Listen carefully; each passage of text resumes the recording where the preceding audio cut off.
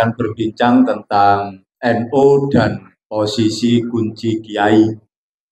Teman-teman, kita ini bersyukur menjadi warga NU dari IBNU, tetapi karena kita ini tidak semua santri, maka kita harus betul-betul membaca posisi kunci kiai. Kita ini bersyukur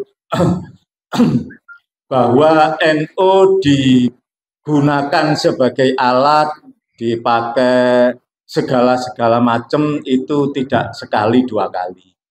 Apalagi di musim pilkada, itu biasa. Terpenting bagi kita harus taat kepada kiai karena kita seorang santri. Yang terpenting kedua, menurut saya, kita tidak boleh menghakimi atau menilai kiai. Itu kalau di dalam hukum itu kan ada aqwalul ulama, itu kan juga bisa menjadi dalil. Bicara tentang posisi kunci kiai, maka sebagaimana lazimnya, kiai itu adalah satu label atau satu predikat yang diberikan oleh masyarakat kepada seseorang. Dalam sebutan lain, kiai juga sering orang menyebut ulama, orang yang memiliki kedalaman ilmu agama, menjalankannya, juga mengajarkan.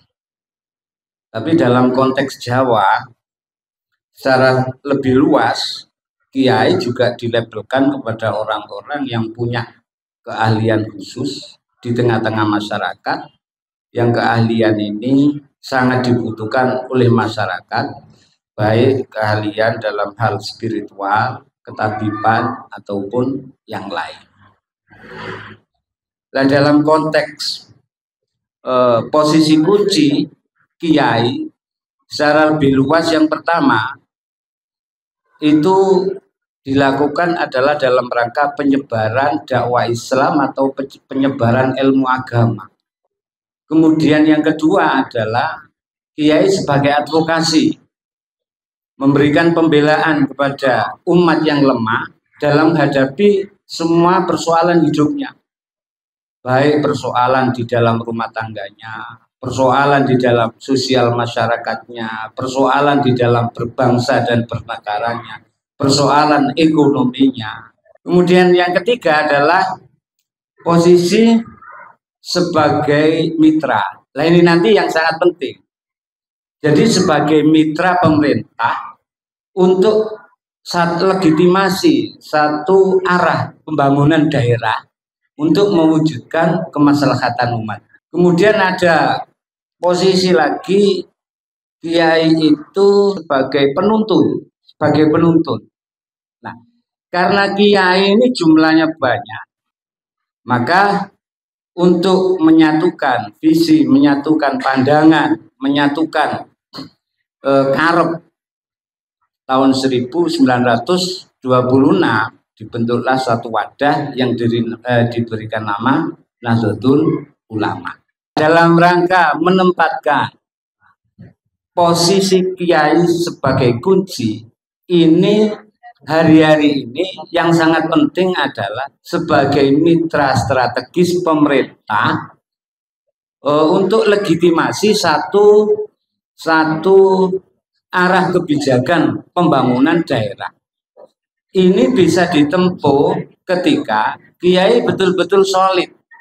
Oleh karena itu, hari ini yang sangat-sangat kita perlukan adalah pemahaman kepada seluruh kiai, kepada seluruh kita para santri dalam konteks menyatukan visi untuk membangun, untuk menentukan arah kebijakan Lamongan ini di masa-masa yang akan datang. Ada dua peran, baik ke dalam NU maupun peran sosial politik dan kemasyarakatan yang disampaikan. Mengikuti pembukaannya yang pertama, terkait NU dan posisi kunci kiai dalam konteks pilkada, gitu jadi to poin ini. NU kunci kiai banyak, Tapi urusannya apa gitu? Kunci untuk apa ini? Untuk pilkada. Saya hanya sedikit cerita. 2020 malam-malam jam 11 malam saya dipanggil Mbak Dewi sebagai KPU. Mas, ke KPU, ada apa? Sama ke sini. Saya ditunjukkan ada surat dari 7 kiai sepuh di Kabupaten Lamongan minta pembatalan Bu Kartika sebagai calon bupati. Karena ada indikasi video porno, video sur, video hot, kira-kira begitu. Saya baca suratnya yang tanda tangan siapa dan sebagainya, kaget saya. Kok sedahsyat ini kiai dipakai alat untuk melanggengkan kekuasaan. Saya waktu itu nggak bisa tidur, kok bisa begini. Akhirnya saya inisiatif datangilah 7 kiai itu. Yai, jenengan ningali video ini boten. Boten ningali Mas. Nah kok wantun jenengan tanda tangan. Lho itu pun ditingali oleh Rois Am PBNU. Kata-katanya begitu. Lho mosok nggih kali kula. Rois Am PBNU. Tambah dredeg kula. Waduh, berarti Yai Mif delok iki ya. Akhirnya Yai satunya lagi saya datangi. Iya Mas, saya tanda tangan. Ningali Yai video nih. Ya delok Mas. Nah, ada 3 kiai yang saya datangi yang tanda tangan secara resmi terkait surat itu. Ini untuk menggagalkan Bu Kartika sebagai calon bupati waktu itu. Saya terus berpikir, kok sedahsyat ini pilkada Lamongan. Akhirnya beliau saya ajak bicara dan sebenarnya sudah mau membatalkan surat itu. Ya maaf Mas, kayaknya saya khilaf ini. Apa saya membuat surat pencabutan? Ya betul sakit ya, pun mantun, pun ditetapkan calon, masuk dibatal loh. Tapi saya di situ mempelajari bahwa NU Lamongan itu seksi dalam konteks pilkada. Kiai itu seksi dalam konteks pilkada. Sehingga langkah-langkah seperti itu bagi kelompok sebelah itu biasa-biasa saja, bahkan oke gitu loh. Efek pilkada itu bagaimana ya, NU harus dipecah supaya salah satu kubu itu menang. Problem di Lamongan satu Yai, rumah sakit. Karena rumah sakit itu dimiliki oleh Muhammadiyah dan mereka sangat terancam jika NU punya rumah sakit. Triliun ini nilainya. Yang kedua pilkada. Rezim birokrasi itu 35 tahun menguasai, itu Muhammadiyah Golkar. Kalau NU jadi satu, habis mereka. Yang ketiga adalah pendidikan. Jadi pendidikan yang Indonesia Lamongan ini kan terbanyak sedunia lembaga pendidikan. Makanya mereka ini sangat terancam kalau kita ini punya lembaga yang bonafit, kampus yang bonafit, sekolahan yang bonafit, mereka sangat terancam. Dalam konteks pilkada Lamongan ini saya selalu bilang di mana-mana bahwa yang kita hadapi ini bukan Zuronur seorang. Ini rezim birokrasi yang sudah menguasai, berkuasa 35 tahun. Kalau ini nggak dobrak dengan segala kekuatan, ya sudah mau 50 tahun pun oke-oke saja. Jangankan begitu, Kemenak aja kemarin ada surat kok di Sambeng. Atas nama kepala KUA ngundang takmir semua di rumahnya Haji Tony, kampanye Pak. Suratnya KUA. Orangnya di sebelah saya ini nggak tahu nih. Ngapunten Pak senior. Segala cara dipakai. Lah kalau sudah begini terus kemudian kita masih bicara NU ditunggangi, sing nunggangi sopo. Jadi saya 5 bulan lalu dipanggil Ketua PW Ansor Jawa Timur, Mas, ini ada orang yang mau ikut diklat SAR. Siapa Gus? Calon wakil bupati. Sopo? Tak woco. Dirham. Iki kepengen diakoni NU Mas. Melok diklat SAR Banser. Gak iso Gus. Muhammadiyah ya Muhammadiyah, gak usah telepon NU. Iki nek dadi NU, mari pilkada Lamongan karena dirham pasti nanti isunya NU. Saya stop, jangan Gus. Begitu saya stop, lobby lah sama PC Lamongan, saya nggak tahu itu. Untungnya gagal. Untungnya saya dengan segala upaya. Mereka begitu Pak caranya. Jadi mau diikutkan di Klatsar, di Klambeni, akhirnya seragaman Banser, keliling. Oh kader NU Pak. Itu cara mereka begitu. Segala upaya. Mungkin kita dalam satu barisan Nahdlatul Ulama dalam kondisi sakit, sedih, susah, menang, kalah, jangan di barisan yang lain. Karena apa? Kalau kita satu barisan dengan NU, itu ada nilai perjuangan, ada nilai khidmat. Kalau di barisan selain NU, ya hanya tim sukses atau hanya pemilih, tidak ada nilai pahalanya. Kalau kita di barisan NU, itu pasti ada nilai khidmat berjuangnya, dan itu nilainya double. Posisi kiai itu kayaknya segalanya gitu ya, kayaknya segalanya. Nah, melihat apa yang disampaikan, mendengar apa yang disampaikan oleh sahabat Mas Hur tadi, bahwa saat ini posisi sekarang di bulan-bulan ini di Kabupaten Lamongan itu memang bukan hanya menghangat, bukan hanya menghangat, tetapi bagaimana Nahdlatul Ulama di Kabupaten Lamongan ini bisa benar-benar menghantarkan kepada Kabupaten Lamongan secara utuh menjadi benar-benar kabupaten yang berakhlak seperti itu. Jadi menurut saya posisi kiai, posisi kunci kiai itu ya memang harus kembali kepada posisi asalnya. Posisi asal yang sebenarnya kiai itu bagaimana? Seperti yang disampaikan oleh Pak Kiai Biin itu, yang bisa segala-galanya. Cuma yang jadi masalah sekarang bahwa kiai yang berlabel segalanya itu menurut yang saya baca itu setelah Mbah Yai Bisri itu sudah tidak ada yang memenuhi talenta secara utuh semuanya sebagai kiai yang benar-benar akbar, itu sudah nggak ada. Melihat posisi kiai yang saat ini seperti ini, bagaimana Nahdlatul Ulama masih bisa tetap mengayomi warganya yang memiliki banyak sekali kompetensi. Bagaimana kiai, bagaimana NU itu bisa memposisikan benar-benar menjadi poros di tengah, bahwa posisi kunci kiai adalah harus kembali kepada kitahnya seorang kiai, menjadi panutan segala-galanya dan bisa mengayomi seluruh warga yang ada, terutama di Kabupaten Lamongan. Diceritakan Pak Mas Hur tadi, itu asli video itu begini, yang menyuruh tanda tangan kiai itu bukan lawan. Nah, kasih tahu sampai. Dalam pertempuran itu pasti seperti yang saya tulis, ada penyusup dan ada pengkhianat. Yang menyuruh 7 kiai itu bukan pihak lawan, tapi otaknya bisa pihak lawan, menyuruh orang kita untuk datang ke kiai. Saya paham sekali persoalan itu. Saya paham semuanya. NU dan kiai itu sama-sama malati, Pak. Siapapun yang khianat sama kiai, uripe gak ono sing enak. Siapa yang memanfaatkan NU untuk kepentingannya, uripe gak enak. Contoh dah, ini terjadi di kantor PCNU di ruang sini. Soal kasus rumah sakit, dipanggil Yai Abdul Fakih, saya berada di pojok sini, ditelepon, nggak datang. Contoh lokal, Pak Biin. Contoh lagi, ada ini tapi dapat hidayah, ditolong Gusti Allah. Ini kisah dari Gus Bah, cerita begini. Mendengar ada orang suan ke kiainya datang, "Yi, kami Gus Bah selaku pendengar. Yi ngapunten kula hol mboten saged rawuh. Keranten kula nggak ada kesibukan." Jawabannya kiai mung ngene. Apa wong sing teko sakmene kae ganti kesibukan? Hanya gitu.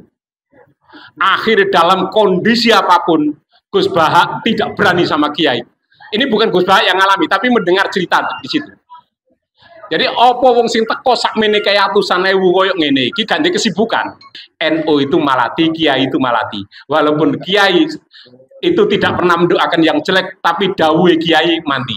NU itu kalau ndak malati, Pak, hancur zamannya Pak Harto, Pak. Pak Harto itu sudah oleh ke NU itu gak karu-karuan. Tapi alhamdulillah karena barokah NU tetap kuat dan Gus Dur tetap menang. Hati-hati, sing mengkhianati sekarang mengkhianati NU itu hati-hati. Ketoke gaya dengan 1000 alasan. Saya masuk pesantren tahun 81. Doktrinal dari kiai saya, Hadratus Syekh Kiai Haji Sofyan Abdul Wahab, Hadratus Syekh Kiai Haji Fadil Marsudi. man lam yahtamma bi amril muslimin falaysa minhum.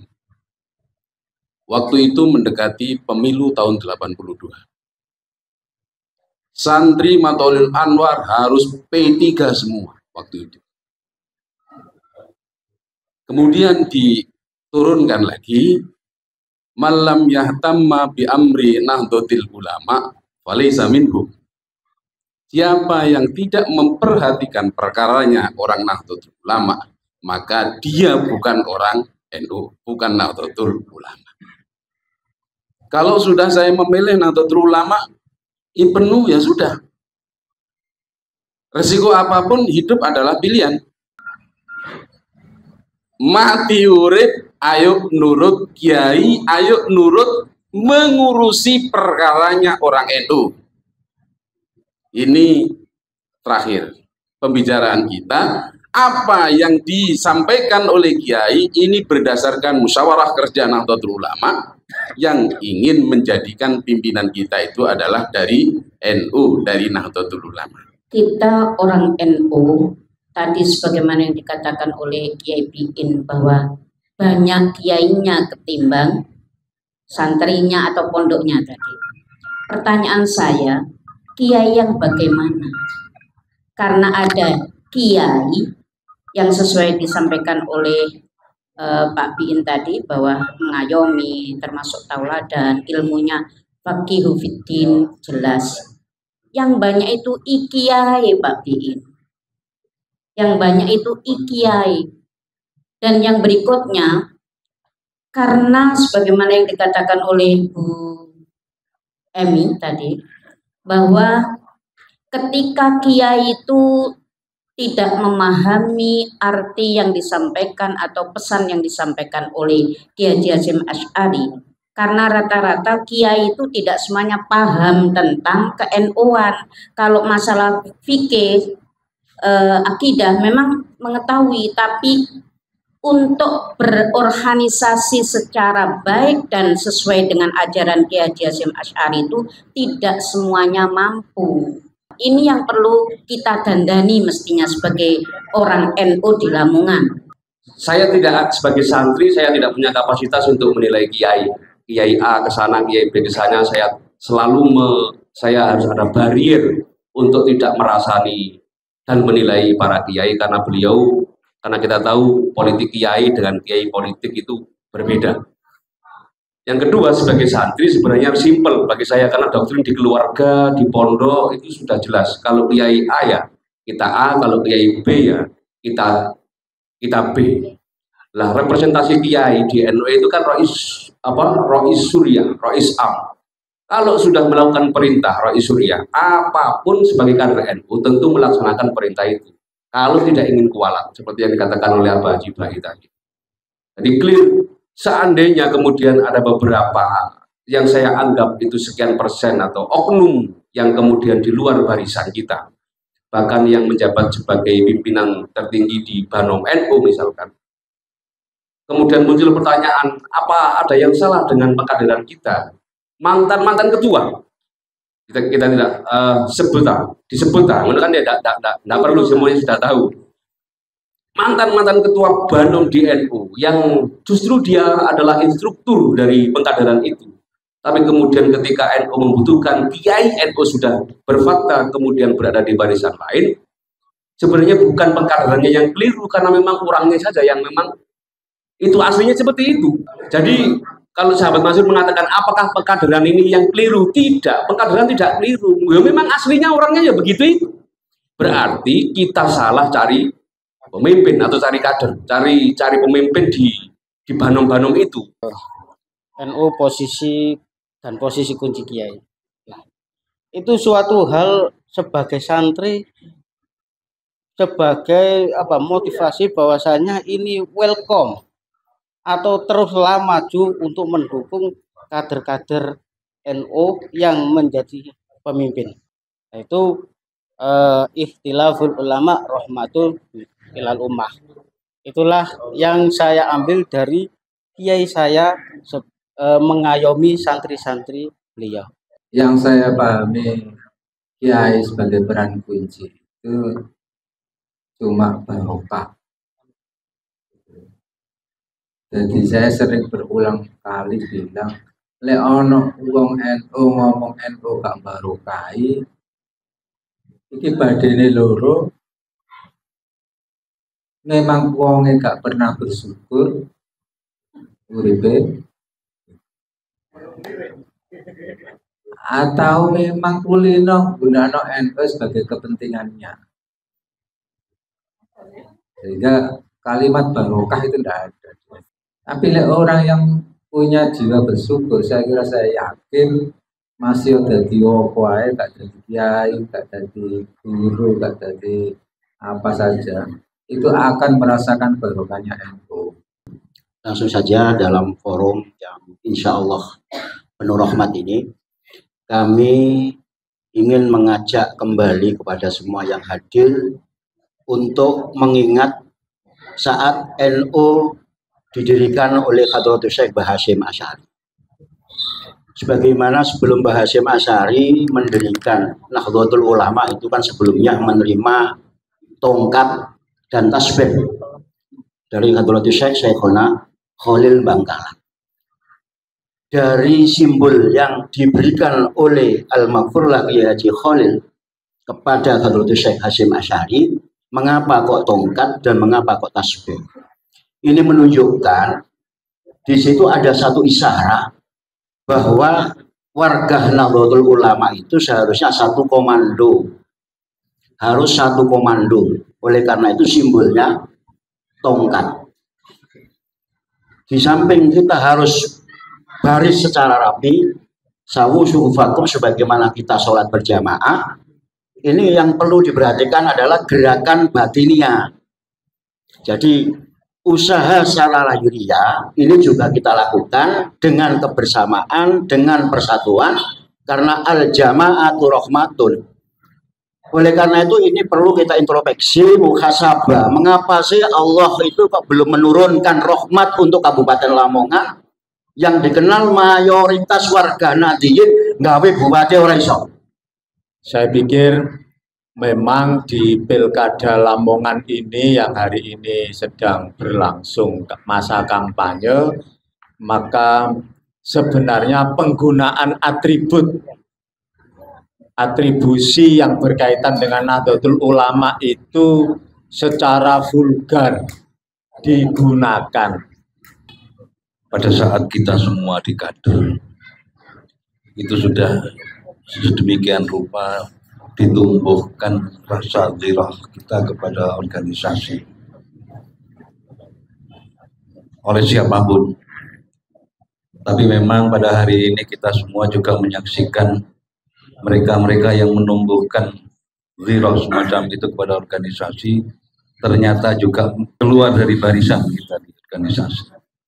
Ini menunjukkan bahwa sekali lagi ada yang tidak beres di dalam kaderisasi kita. Itu termasuk mulai dari kaderisasi di IPNU sampai dengan NU. Oh, nyatanya gitu. Jadi kalau IPNU, kader-kader IPNU lalu kemudian belot, itu masih wajar. Lalu ditambahi dari kader Ansor, si belot mana? Oke lah, masih wajar. Barang wis dadi NU kok sing belot. Itu tambah nemen.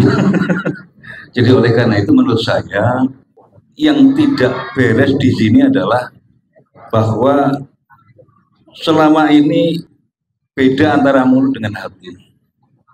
Di hatinya dengan di mulut itu jelas tidak sesuai, tidak sejalan dengan kenyataannya, sehingga akhirnya yang terjadi adalah walaupun itu adalah fasilitator, walaupun dia adalah narasumber, walaupun dia instruktur sekalipun, tetapi pada saat-saat seperti ini semua bisa kita baca bahwa kaderisasi tidak seharusnya hanya masalah organisasi, tetapi kaderisasi juga harus ada pendalaman yang lebih di dalam hal istilahnya isi hati itu ya. Isi hati itu kan agama, jadi agama itu juga dalam kaderisasi perlu untuk ditancapkan supaya tidak gampang-gampang membelot. NU itu dibentukkan dalam rangka untuk melestarikan Ahlussunnah wal Jamaah, dan itu sudah sukses dilakukan oleh para pendahulu. Selanjutnya yang perlu kita pikirkan dan menjadi tanggung jawab kita semua itu adalah kami sama beliau teringat ngendikan Pak Hasim waktu itu tentang konsepsi menjamiahkan jamaah. Jadi kalau para kiai itu sudah sukses dalam rangka melestarikan Ahlussunnah wal Jamaah dengan berbagai madzhab itu, maka tugas kita semua sebenarnya adalah bagaimana mengajak masyarakat membuat gerakan cara berpikir jamaah yang berasaskan jamiah. Nah, maka saya berharap kepada para beliau-beliau untuk bisa ada retreat bahasa sekarang yang ngetren itu kepada para pengurus-pengurus, para fungsionaris, bagaimana kalau bahasanya ada jurnal itu menyatukan visi dan misi, kira-kira begitu. Jadi bagaimana sih sebenarnya cara berpikir seorang fungsionaris NU itu, bagaimana cara berpikir yang benar para alumni IPNU itu seperti apa? Saya rasa ini perlu ada rumusan-rumusan yang barangkali nanti menjadi sebuah produk dari PCNU, begitu Cak Ki, yang saya harapkan, yang jadi pedoman bagi kita semua bagaimana kita berpikir, bertindak, dan berperilaku sesuai dengan kaidah-kaidah keorganisasian. Jadi pemahaman Kiai yang tadi saya sampaikan, saya lebih mengikuti pendapat yang disampaikan oleh Gus Mus, juga oleh Gus Dur, yang di tengah-tengah masyarakat yang sangat berperan itu adalah para kiai kampung, para pendidik. Nah, dalam konteks ini ada satu peran yang belum saya sampaikan, kiai sebagai peran aspiratif. Karena kiai memiliki peran aspiratif itu dalam setiap kegiatan apapun, calon bupati kayak DPR kayak apa itu didukung atau tidak, mesti sowan kepada kiai minta doa.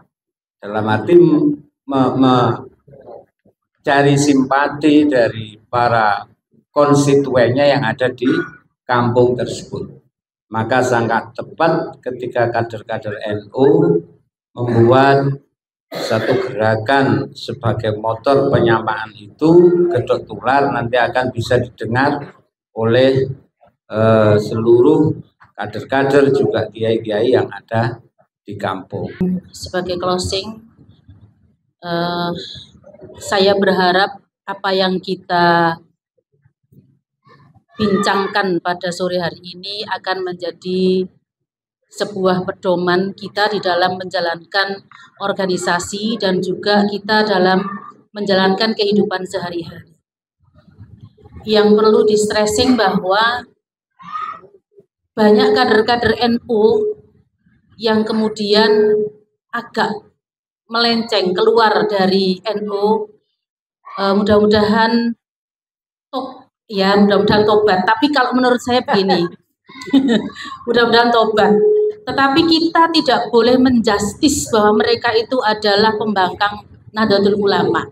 Itu juga berdasarkan pengkaderan kita, kader dari kita, sehingga seharusnya kita sebagai NU, sebagai pengayom besar, itu tetap memberikan penghargaan kepada mereka. Jadi kita bina secara pelan-pelan, bahwa silahkan berada di luar, tetapi harus tetap tidak boleh keluar dari garis Nahdlatul Ulama. Sing waras ojo ngalah. Waras itu orang gendeng mari loro, kira-kira ngono, waras. Nah, kita yang ini hadir ini kan bukan dari nek Jawa waras kan mari loro utawa iku waras iki gendeng, kira-kira begitu. Nah, yang anggap aja yang tidak bersama kita hari ini gila lah, atau loro lah, kira-kira begitu. Nah, kita yang waras ojo ngalah. Ini penting bahwa ada saatnya kita bersikap tegas meskipun itu pahit. Ketika ada pemimpin salah sikap itu membahayakan. Seorang ketua jika salah sikap itu madorotnya besar. Jadi gini, kalau masyarakat biasa salah, itu dia sendiri yang kena. Tapi kalau pemimpin yang salah sikap, itu madorotnya besar, dan itu harus kita eksekusi. Pemilu itu curang. Pemilu itu curang. Saudara-saudara, jangan mengatakan pihak lawan curang. Menyebutkan ini karena kita tidak mampu mengimbangi curang. Hakikatnya sama-sama curang. Nek kalah terus ngaku musim kono ngene kok. Kenapa kalian tidak ngene? Itu sejak awal sudah curang. Saya ini kan daftar, Pak. Saya daftar, saya juga ikut pernah mengikuti Pilkades, saya pernah daftar bupati, saya pernah daftar KPU pusat. Tapi saya tebal di DPR karena pilihan itu curang. Kalau Panwas nggak terima silakan datang ke sini. Gambar jalan protokol ini gambar semua kan nggak boleh aturannya. Terus gambar presiden dipasang kan nggak boleh. Dan semua diam. Iya toh. Pohon dipaku itu kan curang semua, nggak boleh. Undang-undangnya jelas. Ini yang terjadi hanya saya, Pak. Pak Mustaqim saksinya, Pak Masrur Arif saksinya, Pak Imam Trisnoedi saksinya. Pada saat jadi Panwas, begini dibiarkan lalu rapat malam. Kalau tidak ditindak, saya mundur malam ini jadi Panwas. Akhirnya begitu saya ancam begitu, langsung disepakati, besok disikat semua.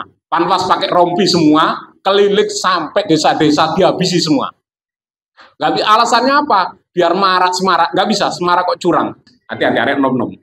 Saya tahu juga yang mengkhianati waktu ikut saya di Panwas itu akhirnya dia dompleng Jarno, gue uripe gak enak. Tenan nih. Nek contoh-contoh mana DPR, pejabat-pejabat sak Lamongan, sak Indonesia lah, mantan presiden di sini enak, Gus Dur dong. Kok jadi delok saiki delok meneh akhirnya. Tapi kita doakan, ini pelajaran, bukan saya mendoakan mereka kok gak enak. Hati-hati kalian yang masih muda-muda. Jangan menggadaikan dirimu dengan proposal. Mudah-mudahan Majelis Alumni IPNU, IPPNU ini juga tidak dibuat kepentingan. Tapi kena tidak dibuat kepentingan itu kepentingan pribadi. Tapi kalau kepentingan umat wajib dibuat kepentingan demi umat. Hati-hati kalau sudah membawa NU benar. Karena apa? NU itu Masya Allah. Iya, dari sejarahnya berdirinya saja, Masya Allah, sampai dalam perjalanannya itu sudah pokoknya pol. Rekan-rekan sekalian, saya ada kesimpulan sedikit. Nanti biar ada sebelum doa, saya berharap Yai Fakih untuk banyak memberi catatan akhir dari diskusi kita. Yang pertama, Kiai adalah kunci dalam kebijakan NU. Kunci kebijakan itu di Kiai, dan kolektivitas sudah dibacakan tadi sama Yai Mustafa. Anggota NU yang kedua, anggota NU adalah santri yang memiliki kewajiban untuk mengikuti arahan Kiai. Itu. Yang ketiga, ini di dalam konteks pilkada kecurangan itu terjadi bahkan sebelum pilkada dimulai. Jadi tidak usah teriak-teriak gitu katanya Yai Bai. Nah yang terakhir, dalam pengelolaan NU ke depan ada waktunya longgar dan ada waktunya pengetatan. Saya satu saja. Saya satu.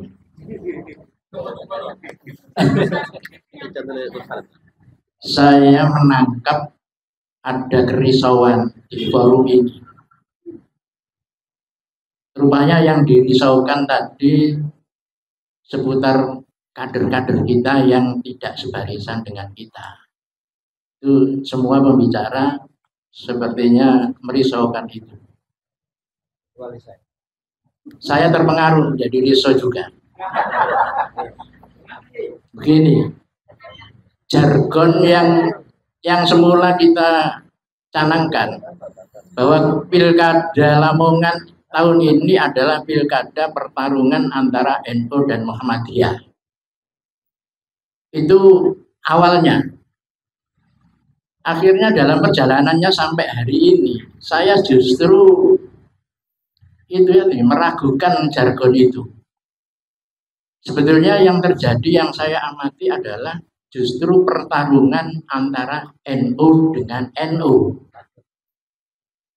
Maksudnya NU yang membela kepentingan NU dengan NU yang membela kepentingan Muhammadiyah. Tapi sama-sama NU-nya. Ini kan merisaukan. Sementara yang Muhammadiyah duduk manis, keplok-keplok, ya melihat tingkah polanya wong NU.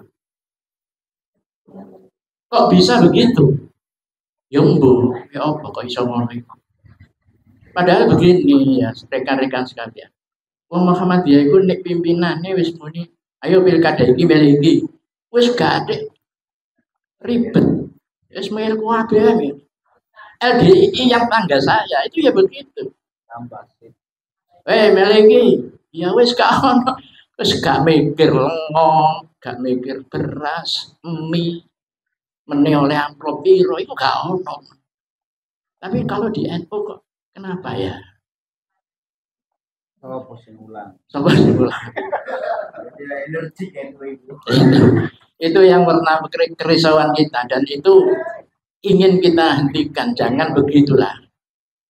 Caranya bagaimana ya yang kita ikuti di dalam halaqah ini tadi? Kiai harus menjadi kunci dari segala kebijakan kita. Yang masih ingat pelajaran tentang perjanjian Hudaybiyah,